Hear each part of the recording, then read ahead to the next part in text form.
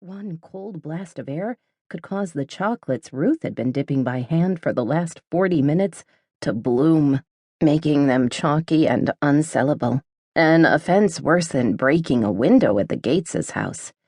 "Other door!" all three women yelled at the same time. "Sorry," said the muffled offender, his scarf wrapped around the lower half of his face. "I'll go out the other way." He pulled down his winter gear, and a slow heat started in Reese's belly. "Andy." "Pop said you needed these right away." Andy held up a box.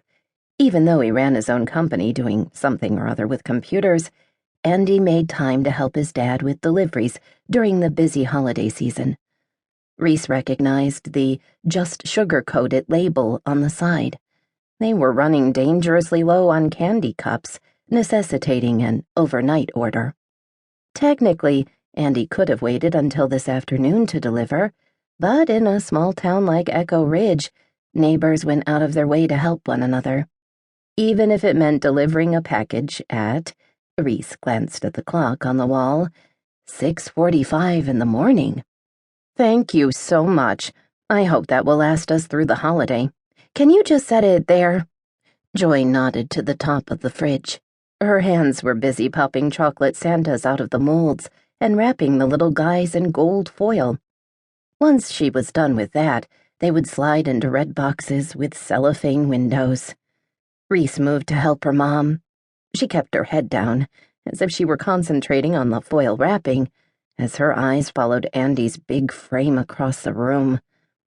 At 6'1", he had no trouble placing the box on top of the fridge. She smiled at the curls poking out from under his stocking hat. They weren't tight spirals, just a flip at the ends that looked both boyish and incredibly manly at the same time. "Oh man, more Santas? How many do you make each year?" Andy sidled up to Reese. Reese felt her neck warm with Andy standing so close. If the heat traveled to her hands, she'd melt the Santa she was suddenly fumbling with. About 1,500? Andy let out a low whistle. "How many can you make a day?" 150 if we do 2 sets, one in the morning and one at night," answered Joy absently. Stepping around the counter, she picked up an empty storage box and began filling it with the wrapped Santas. "I think I'm done." Grandma used her dipping hand to wipe her brow, leaving behind a semi-sweet chocolate streak. She wiped at her head, trying to get it off. "Joy, honey, what is this?" "It's chocolate, Mom." Joy bustled over to the sink and doused a washcloth. "Here, I can help you with that." Grandma wasn't close to done, but if she wanted to rest, Reese could take over. Still, she needed to wait and see how things went.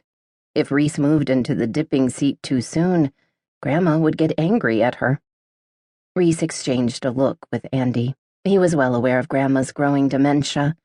To his credit, he didn't treat her any differently than he had before. In some ways, it made it easier for Reese, because Andy took the crazy things Grandma said or did in stride. In some ways, it made it harder, because Grandma was different, and it was hard to watch her forget things or feel scared when she didn't know where she was.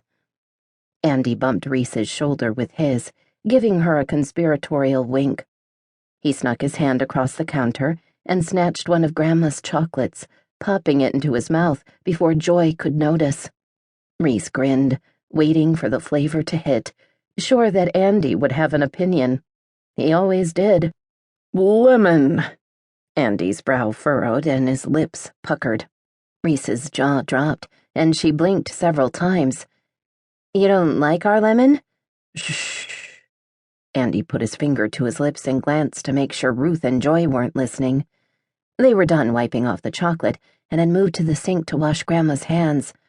"I thought they were banana," he whispered. Relishing having him close, Reese rose on her tiptoes to whisper back, "We don't make banana." "Yeah, you did when I was a kid. I remember it. Best chocolate I ever stole." Reese laughed, her hands expertly wrapping as she spoke. "Okay, we made it once and you were one."